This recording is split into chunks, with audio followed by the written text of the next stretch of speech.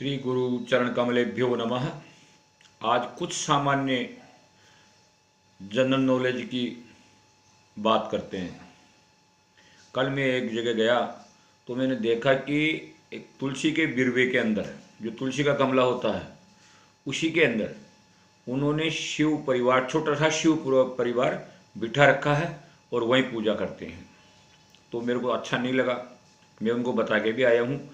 तो सामान्य परिवारों में जो चीज़ें देखने को मिलती है और सब लोग आप जानते भी हैं उस चीज़ों को, लेकिन फिर भी छोटी छोटी गलतियाँ होती है। तो कुछ चीज़ें ऐसी होती है जो आप सबको जानकारी में होनी चाहिए। जैसे तुलसी के पेड़ के नीचे या तुलसी का जो गमला होता है उस तुलसी के पौधे के नीचे शिव परिवार को कभी भी नहीं बिठाना चाहिए। शिवलिंग को तो नहीं, कभी भी नहीं बिठाना चाहिए। आप भगवान शिव की पूजा करना चाहते हो तो वह अलग से छोटा मंदिर बना करके मंदिर में ही शिवलिंग रखो और पूजा करो। और शिवलिंग का प्रमाण यह है कि आप अपने अंगूठे के बराबर, जो अंगुष्ठ है इसके बराबर ही शिवलिंग घर में रख सकते हैं, इससे बड़ा नहीं रख सकते। या जो परिवार का मुखिया है उसकी 4 अंगुल के बराबर, 4 अंगुल की लंबाई के बराबर शिवलिंग आप घर में रख सकते हैं और उसकी पूजा कर सकते हो। अगर इससे बड़ा शिवलिंग आप घर में रखते हैं तो वो अनुकूल नहीं है और उसका प्रतिकूल फल ही आपको मिलेगा। साथ ही एक चीज़ और मैं आपको अवगत कराता हूँ। अगर आपके घर में कोई ब्राह्मण आता है तो उसको कभी भी बिना आसन के नहीं बैठने दे। हमेशा उनका आदर सत्कार करके आसन बिछा करके आसन पर ही बैठावे, बिना आसन के कभी नहीं बैठावे। क्योंकि अगर आप बिना आसन के किसी ब्राह्मण को बैठने के लिए कहते हैं तो वो आपके लिए अच्छा नहीं है, ब्राह्मण का उसमें कुछ जाने वाला नहीं है, लेकिन आपके घर के अंदर वो अशुभ रहेगा अगर कोई ब्राह्मण बिना आसन के बैठा हुआ है तो। साथ ही किसी भी दृष्टि से अगर स्त्री गर्भवती है तो उसको शिवलिंग का स्पर्श नहीं करना चाहिए। पूजा दूर बैठ करके देख सकती है, पति के द्वारा पूजा करवावे और दूर बैठ करके उनका ध्यान करें, स्मरण करें, लेकिन शिवलिंग जो है उसका स्पर्श नहीं करें। ये सामान्य बातें होती है। और स्त्री को जब वो दूर की रहती है, यानी रसोई में नहीं जाने लायक रहती है, ऐसी अवस्था में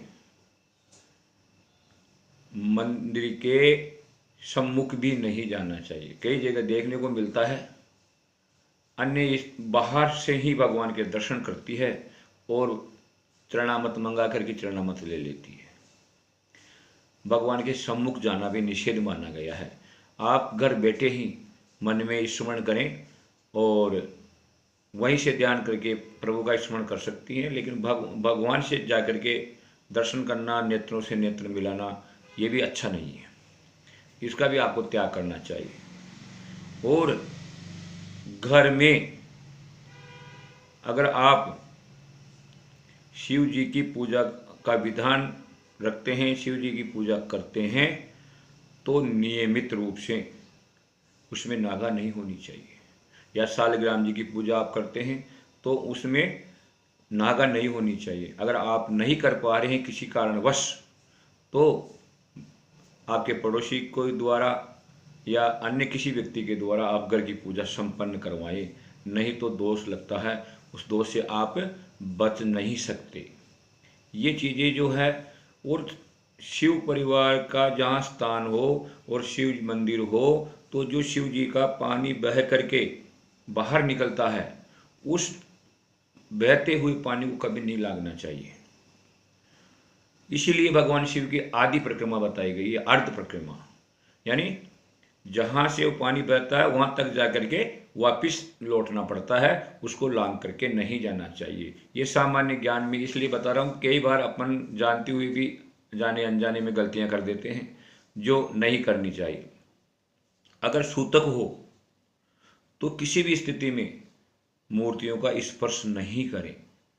उस समय भी किसी ब्राह्मण के द्वारा, किसी पड़ोसी के द्वारा, जैसे भी व्यवस्था आपसे बन बैठे, दूसरों से ही भगवान की सेवा करवाना चाहिए, क्योंकि सेवा रुकने वाली नहीं है। सेवा तो नियमित होनी चाहिए, लेकिन अगर सूतक लग जाता है तो ऐसी स्थिति के अंदर भी आपको पूजा नहीं करनी चाहिए। गर्भवती स्त्री को भूल करके भी नारियल नहीं तोड़ना चाहिए। यहाँ तक कि स्त्री को तो नारियल तोड़ना ही नहीं चाहिए। कहीं भी मंदिर में जाओ, नारियल चढ़ाना है तो साबुत चढ़ाओ।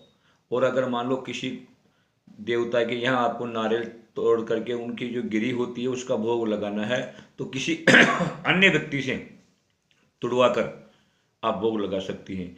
लेकिन आपको, स्त्री को कभी भी नारियल नहीं तोड़ना चाहिए। शास्त्र इसकी अनुमति नहीं देता है। राधे राधे, जय श्री कृष्ण।